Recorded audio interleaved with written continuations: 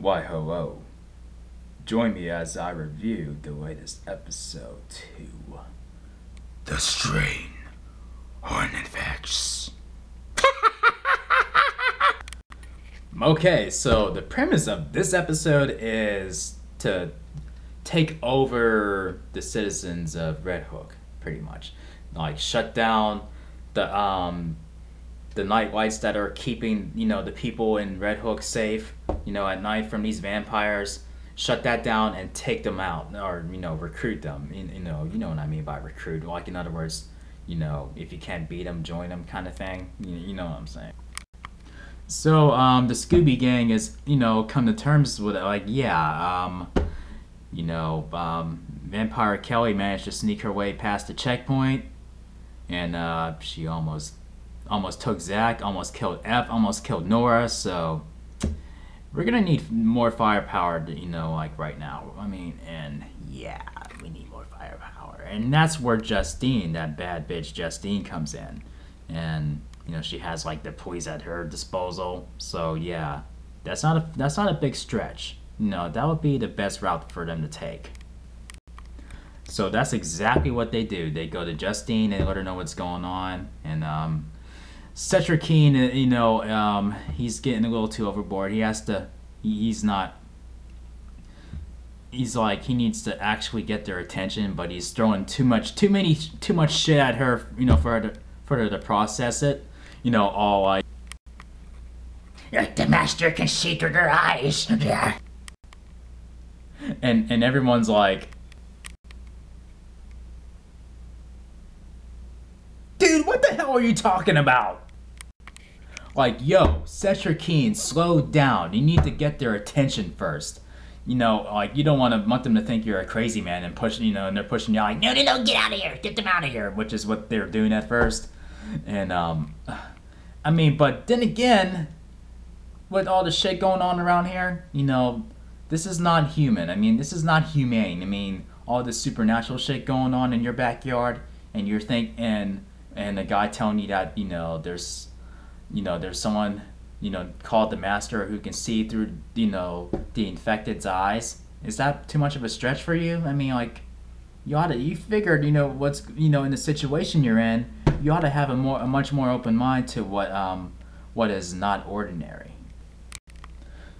So they all form an alliance and they get ready for this attack that's upon them. And and when it gets to nighttime, and well, hold on, before I get there, you know how Justine and the mayor are having, are debating, and he throws a suggestion and she throws it back in his face like, no, that's not gonna work, and that's not how I'm gonna do it. I mean, I'm gonna do this my way, and da. Taking drastic measures and shit. Yeah, bad bitch style. Oh. Whoops, sorry, I had to make sure I recorded this. But yeah, bad bitch style, yo. Yo. So it gets down to that point where they're getting ready for the attack, and the mayor is basically like this. Get the car, we're leaving.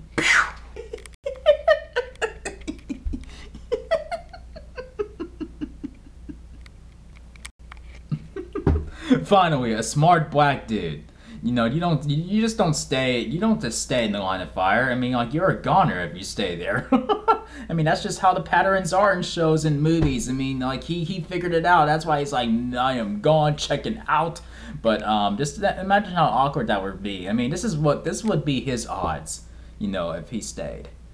Yeah, I'm gonna stay. I'm gonna fight for our city. I trust you. Okay, we'll do it.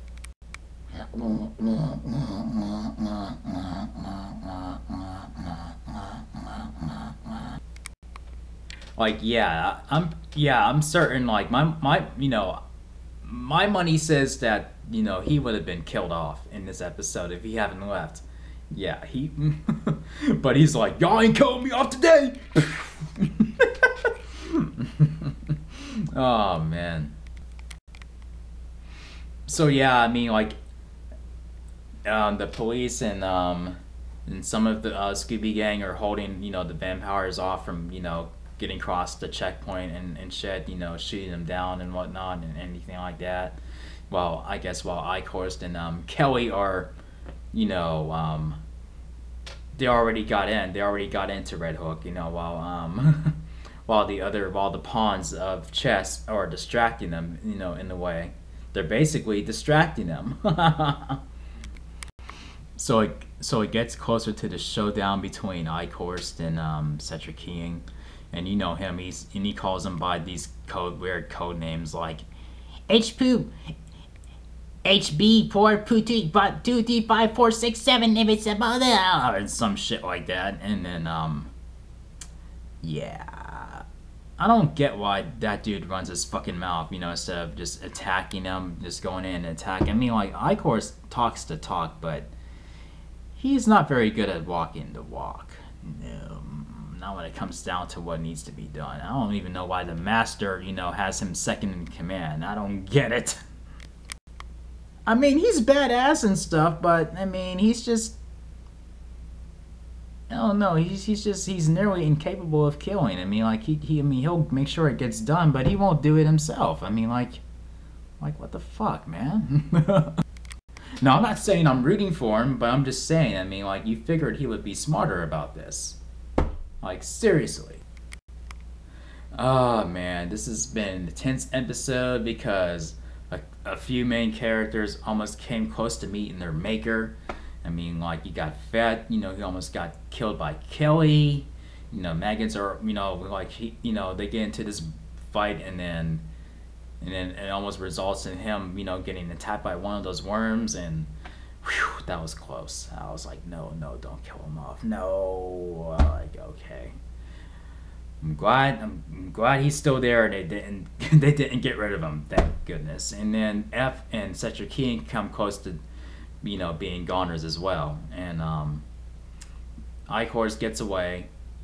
Of course he gets away. I mean, it's almost too easy to, you know, take him down right then and there out in the open like that. Almost too easy. Ugh.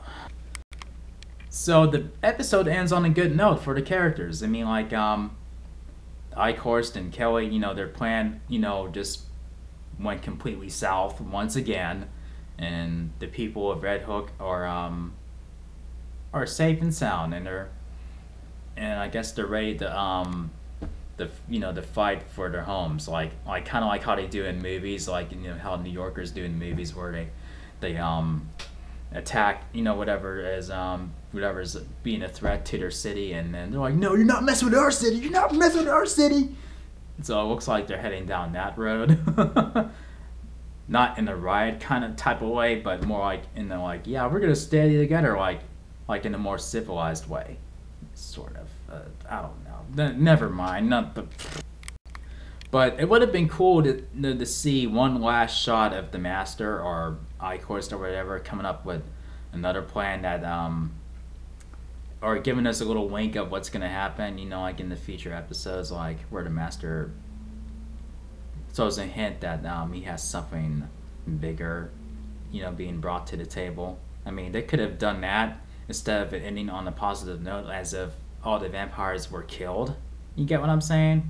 I mean, like, I'm not saying they shouldn't rejoice over that victory, but I don't feel like it feels a little out of place for this show. I mean, that's just me. But it's a great episode overall, though. So there you go. There's my latest review, or my review for the latest episode of The Strain. So, what did you guys think about it? Feel free to tell me in the comment section, you know, what you thought of this episode. And if you like if you like my review, thumb up the video, share it, subscribe to my channel for more videos to come. And you can bet your ass that we'll be back here next week with the next episode.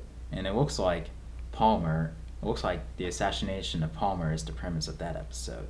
And that's almost too easy. And that's going to go south too. That's my predictions. You know, that's going to go completely south. But we'll see what happens when that episode airs. And until next time, Nerdy Ablation is out. Peace.